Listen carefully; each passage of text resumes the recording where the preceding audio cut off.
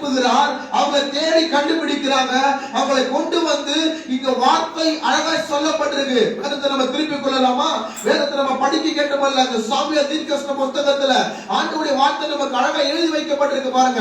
வேத 2 சாமுவேல் 2வது அதிகாரம் 6வது வேத வசனம். உங்கள் சிந்தனைகளை கர்த்தருடைய வார்த்தைக்கு நேராய் கொண்டு வர நான் ஆசைப்படுகிறேன். உங்களுடைய குடும்பத்திற்குள்ள தேவனால் வருகிற ஒரு சமாதானத்தை வைக்க நான் ஆசைப்படுகிறேன். அதற்கு ஆதாயமாக 2 சாமுவேல் 2வது அதிகாரம் 6வது வேத வசனம் இப்படியாய் பதிவிடப்பட்டிருக்கிறது. உங்கள் குடும்பங்களுக்கு விரோதமாக வந்திருக்கிற பாரங்கள், உங்கள் குடும்பத்தை சார்ந்து ஒருவர் பிரிக்கப்பட்டிருக்கிற அந்த பாரங்கள், உங்கள் குடும்பத்தினால வந்திருக்கிற சில விதமான நிந்தனையின் பாரங்களை என் தேவனாகிய கர்த்தர் பகிர்ந்து கொள்ளும்படியாய் ஆண்டவராக இயேசு கிறிஸ்து உங்களை அநேக குடும்பத்தில் இருக்கிற பாரங்களை விளக்கும்படியாக, அநேக பேருக்கு நீங்கள் நானும் வெளிச்சமாய் மாறும்படியாக சாமுவேல் தீர்க்கதரிசன புத்தகத்தில் ஒரு வார்த்தையை வைத்திருக்கிறார். ஒருவர் சத்தமா படிக்க கேட்கலாமா? 2 சாமுவேல் அதிகாரம் 2 வசனம் 6 படிக்க கேட்கலாம்.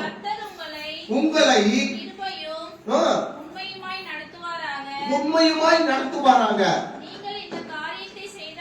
நீங்கள் இந்த காரியத்தை செய்தபடியால் நானும் இந்த நன்மைக்கு தக்கதாக உங்களை நடத்துவேன்.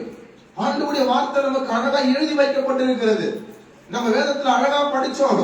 ஒரு மனுஷன் இருக்கிறான். அவன் யோனாத்தானுடைய சன்னதி, யோனாத்தானுடைய வம்சமாய் வேதாகமத்தின் ஆராய்ச்சிகள் இந்த அந்த அதிகாரத்தை குறித்து சொல்லப்பட்டிருக்கிறாங்க. அவன் வந்து ஏதோ கை கால் முடவுமா. அவனுடைய பேர் என்ன எழுதிருக்கு? யாருக்கு கை கால்?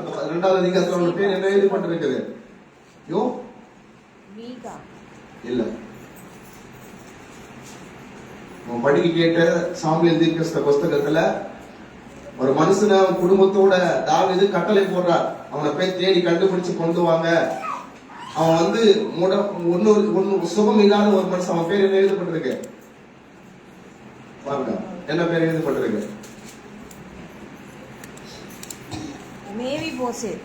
கைகளை தட்டுங்க. யாரும் சொல்லலாம்? கைகளை தட்டுங்க. கைகளை சொல்லுங்க பார்க்கலாம். இங்க வார்த்தை அழகா சொல்லப்பட்டிருக்கு பாருங்க. அந்த வசனத்தை முழுசா படிக்கலாமா சிஸ்டர்? சவுலின் குமாரனாகிய யோனத்தானின் மகன் மேவிபோசேத் தாவீதினிடத்தில் வந்து குப்புற விழுந்து வணங்கினான். போதுங்கம்மா, வணங்கினான். ஒரு ஆமென் சொல்லுங்க பார்க்கலாம். இன்னைக்கு இந்த நபர் குடும்பத்தை விட்டு பிரிக்கப்பட்டிருந்த ஒரு நபர், தன்னுடைய ஆசீர்வாதங்களை தன்னுடைய அதிகாரங்களை இழந்து ஒரு சூழல் நிமித்தமாய் பிரிக்கப்பட்டிருந்த ஒரு நபர் இந்த நபர். ஆனால் தாவீதை கர்த்தர் என்ன செய்ய சொல்லுகிறார்? பிரிக்கப்பட்டிருக்கிற அந்த நபரை அவன் அதிகாரத்தில் கொண்டு வரும்படியாக, பிரிக்கப்பட்டிருக்கிற அவன் ஆசீர்வாதத்தை அவன் எல்லைக்குள்ளாக கொண்டு வரும்படியாக தாவீதை அந்த மனுஷனுடைய பாரத்தை பகிர்ந்து கொள்ளும்படி கர்த்தர் பயன்படுத்தினார்.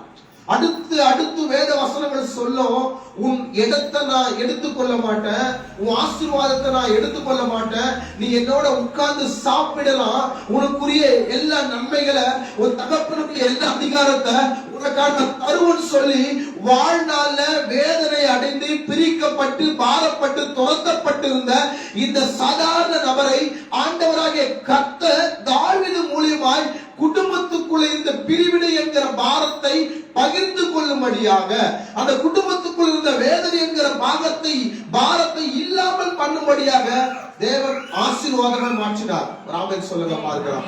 தேவன் ஆசீர்வாதமாக மாற்றினார். இவன் ஏதோ ஒரு துரத்தப்பட்டு ஏதோ ஒரு உறவினர்கள் வீட்டுக்குள்ள ஒரு வாழ்க்கை வாழ்ந்துன்ற போது கர்த்தர் பார்த்து கொண்டிருக்கிறார். யோனாத்தானுடைய சன்னதியை கர்த்தர் பார்த்து கொண்டிருக்கிறார். சங்கீதக்காரர் 5வது சங்கீத புத்தகத்துல 9வது வேத வசனம், 10வது வேத வசனம், 11வது வேத வசனம், இந்த 3 வேத வசனத்தை நாம் படிக்கும் பொழுது ஆண்டவர் ஒரு வார்த்தையை வெளிப்படுத்துகிறார். என்ன அழகாய் தேவ சத்தம் சொல்லப்பட்டிருக்கு பாருங்க. 5வது சங்கீதம் 11வது வேத வசனத்தை மட்டும் ஒருவர் படிக்க கேட்கலாமா? சங்கீதம், உம்மை நம்புகிறவர்கள் யாவரும் சந்தோஷித்து என்னாலும் கம்பீரிப்பார்களாக. நீர் அவர்களை காப்பாற்றுகிறீர், என் நாமத்தை நேசிக்கிறவர்கள் களி கூறுவார்களாக.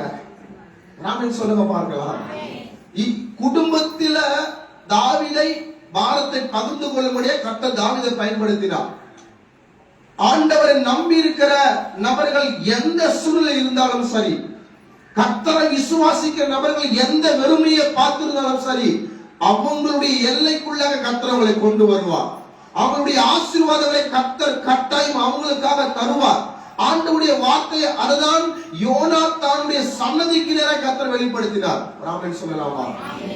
குடும்பத்தின் பாரங்களை நாம் பகிர்ந்து கொள்ள கர்த்தர் அழைத்திருக்கிறார். தேவ பிள்ளைகளே, குடும்பத்தின் பாரங்களை கர்த்தருடைய நாமத்தினால் அறிந்திருக்கிற மோசேக்கு நேராக கர்த்தர் உபாகமத்தின் புஸ்தகத்தில் அழகாக பேசியிருக்கிறார். அவர் நம்பி இருக்கிற குடும்பங்கள், நீங்களும் உங்கள் குடும்பத்தாரும் சந்தோஷப்படுவீர்கள், நீங்களும் உங்கள் குடும்பத்தாரும் சந்தோஷப்படுவீர்கள். ஆண்டவருடைய வார்த்தை மோசேக்கு திட்டம் தெளிவா வெளிப்பட்டிருக்கிறது உபாகமத்தின் புஸ்தகத்துல. சில குடும்பங்களில அநேக விதமான காரியத்துல வேதனையோட கஷ்டப்போடு இருக்கிறது நீங்கள் நாங்கள் அநேக நாட்கள் பார்த்து கொண்டிருக்கிறோம்.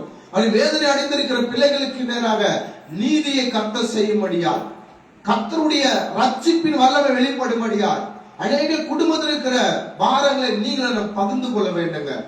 பிரிக்கப்பட்டிருக்கிற குடும்பத்திற்கு சமாதானத்தை சொல்லும்படியால், வேதனையோடு இருக்கிற குடும்பங்களுக்கு நேராக கர்த்தருடைய மாறாத ஒரு மகிமையை சொல்லும்படியால் நீங்கள் நானும் அழைக்கப்பட்டிருக்கிறோம். ராமன் சொல்லுங்க பார்க்கிறோம்.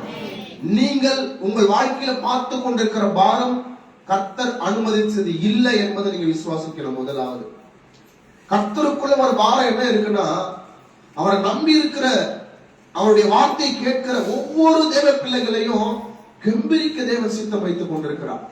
கெம்பீரிக்க தேவன் சித்தம் வைத்துக் கொண்டிருக்கிறார். அவங்களுடைய வாழ்க்கையில தேவன் ஒரு மகிழ்ச்சியானதை செய்ய சித்தம் வைத்துக் கொண்டிருக்கிறார். நாமே சொல்லலாமா?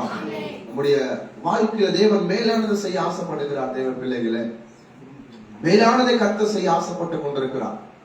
முதலாவது, குடும்பத்திற்குள்ளாக பாரத்தை பகிர்ந்து கொள்ளும்படியாய் தாவீதை போல உங்களை மேலே கர்த்தர் அழைத்திருக்கிறார் நம்முடைய கிறிஸ்துவ வாழ்க்கையில. இரண்டாவதாக, நம்ம வேதத்துல அழகாக படிக்க கேட்ட வேதத்தை திருப்பிக் கொள்ளலாங்களா? இந்த கலாத்தியர் நிருபத்தில் இருக்கிறது கொஞ்சம் அதிகாரம் தான், சில அதிகாரம் தான். ஆனா இந்த கலாத்தியருடைய வாழ்க்கை, கர்த்தருடைய வாழ்க்கையை குறிச்சும் வரலாறு குறிச்சும் பவுல் இந்த கலாத்திய நிருபத்தை எந்த இடத்திலிருந்து எழுதுகிறார், எந்த பட்டணத்திலிருந்து எழுதுகிறார், இந்த கலாத்தியில் இருக்கிற அந்த சின்ன அதிகாரங்கள் எத்தனை மாசங்களாய் அது எழுதி முடிக்கப்பட்டது. நீங்க நினைக்கிற நம்ம கையில கலாத்தியர்ல 6 அதிகாரங்கள் இருக்கா? எத்தனை அதிகாரம் இருக்கு? 6 அதிகாரங்கள் இருக்கு. அந்த 6 அதிகாரங்களை நம்ம நினைச்சா அரை மணி நேரத்துல படிச்சிடலாம். ஆனா கலாத்தியர் நிருபத்தை பவுல் கிட்டத்தட்ட வேதாகமத்தின் ஆசிரியர் சொல்றாங்க, கிட்டத்தட்ட 93 நாளுக்கு மேல ஆயிருக்குமா 6 அதிகாரத்தை எழுது முடிப்பதற்கு. 93 நாட்களுக்கு மேல ஆகியிருக்கு ஒரே ஒரு 6 அதிகாரத்தை எழுதுவதற்கு. இந்த கலாத்திய நிருபத்தில் இங்க பவுலை கர்த்தர் எதற்கு அழைத்திருக்கிறார்? ஆண்டவருடைய பாரத்தை பகிர்ந்து கொள்ளக்கூடிய இடத்தை அவர் வித்தியாசமாய் வெளிப்படுத்தும்படியே கர்த்தர் அவர் அழைத்திருக்கிறார். கலாத்தியர் 6வது அதிகாரம், ஆண்டவருடைய வார்த்தை திருப்பி கொள்ளமா? கலாத்தியர் 6வது அதிகாரத்துல 2வது வேத வசனத்தை ஒரு சத்தமா படிக்க சொல்லி கேட்கலாமா?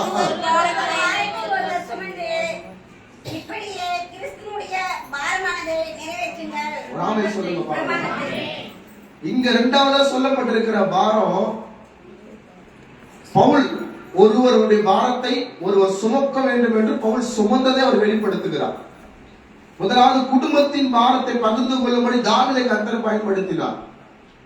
இந்த தாவீது இந்த 2 சாமுவேல் புஸ்தகத்திற்கும் இந்த கலாத்தியர் புஸ்தகத்திற்கு இடையில அநேக பாரங்கள் உண்டு. வேதத்துல அநேக பாரங்களை கர்த்தர் மாற்றி இருக்கிறார்.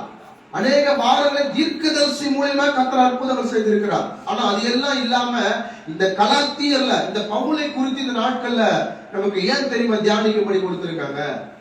ஒருவர் பாரத்தை ஒருவர் சுமக்க அழைக்கப்பட்டிருக்கிறோம். இது உண்மை. ஆண்டவருடைய பரிசுத்தமான ஒரே ஒரு வார்த்தை தான். மோசேயுடைய கட்டளைகளுக்கு அநேக ஜனங்கள் கீழ்ப்படியில, ஆனா இயேசுடைய கட்டளைகளுக்கு அநேக பேர் கீழ்ப்படிந்தாங்க. ஒரு ஆமென் சொல்லுங்க பார்க்கலாம். அதாவது நியாய பிரமாணங்களை மோசே மூலமா தேவன் சொன்னதை அநேக ஜனங்கள் ஏற்றுக்கொள்ளவில்லை. ஆனால் இயேசு சொன்ன நியாய பிரமாணத்தை ஏற்றுக்கொண்டாங்க. அதாவது கற்பனைகளை ஏற்றுக்கொண்டாங்க. ஆமென் சொல்றீங்களா? இந்த கலாத்தியர் 2வது இந்த வசனத்திற்கு நேராக இந்த கலாத்தியர் 6வது அதிகார வசனம் 2வது வேத வார்த்தைக்கு நேராக இன்னும் ஒரு வார்த்தையை நான் உங்களுக்கு சுவிசேஷ பாடத்திலிருந்து காண்பிக்கிறேன் ஆசைப்படுகிறேன். இந்த யோவானின் சுவிசேஷ புத்தகத்தை திருப்பி